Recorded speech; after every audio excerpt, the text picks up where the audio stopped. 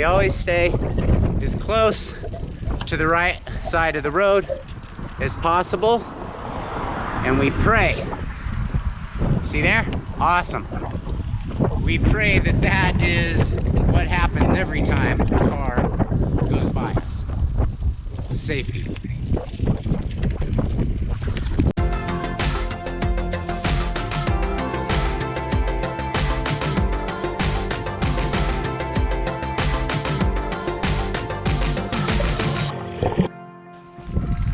Just out here with the crew on Earth Day. Oh, yeah! Enjoying some of those sunshine vibes. Unplugged. Listening to the sounds. Feeling the wind. Enjoying the views. Everything that Mother Earth has to offer. Pretty cool, guys. Watch out, because there's my friend.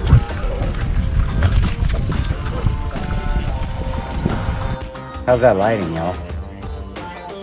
It's alright? It's good. Man, I'm in the car. It's like 7:30 at night. I got a lot of video to shoot. Just the day has completely slipped away. We did some order takeout because by the time I got done with my long run, and Charlotte and I had some yard work to do.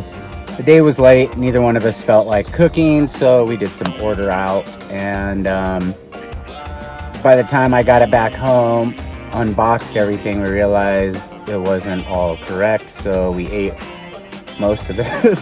Not most of it, we ate a portion of it that was correct, and then I decided to bring the rest back because I just hate getting screwed at the drive-thru. We were nice about it.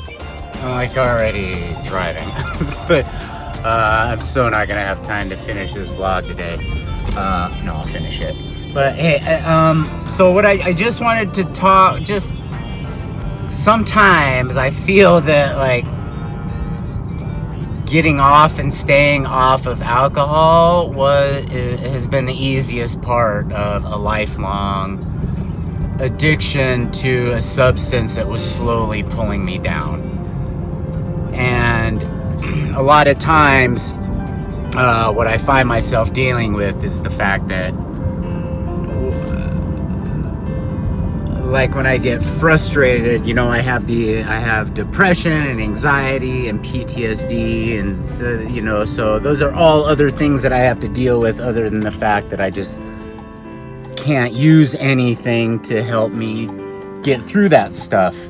And I think a lot of times we forget that we're humans, and we forget that we have a past, and a lot of times the emotions that we are experiencing aren't necessarily the right emotion for that situation. Like we're tapping into emotions that we should have felt, you know, like we're reacting to like the quote unquote inner child.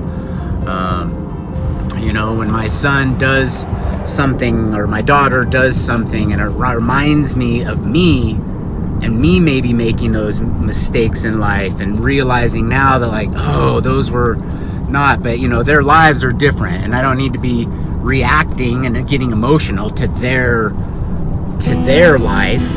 You know, I need to be the sound body and character for them to watch and to look at. You know, I want to be the example for my kids. I want them to have other influences and positive influences in their life, but I don't want to be a negative influence in their life. And anyway, I guess what I just want to say is, once the alcohol is gone, we still have to deal with ourselves as people.